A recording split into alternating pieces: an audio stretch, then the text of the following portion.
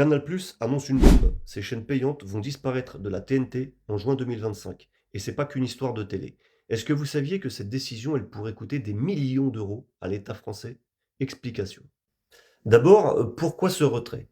Canal+ parle d'un environnement fiscal et réglementaire de plus en plus contraignant. Traduction, l'augmentation des taxes versées au CNC, le Centre national du cinéma, les menaces sur la TVA réduite et le retrait forcé de C8 ont rendu leur activité sur la TNT intenable.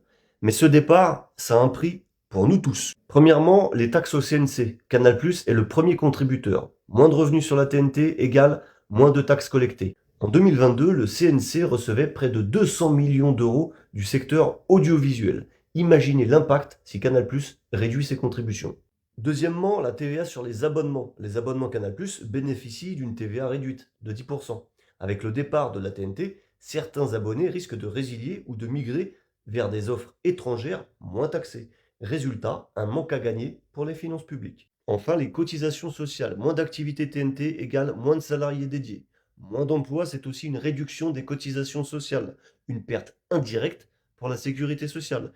Et selon les experts, ce retrait pourrait représenter un manque à gagner fiscal de plusieurs dizaines de millions d'euros par an pour l'État. Mais c'est pas tout. Canal+ pourrait aussi réorienter ses investissements vers l'international. Moins de financement pour le cinéma français. Catastrophe pour la culture. L'alternative pour les chaînes Canal+, si elles ne sont plus sur la TNT, un boîtier, comme à l'époque.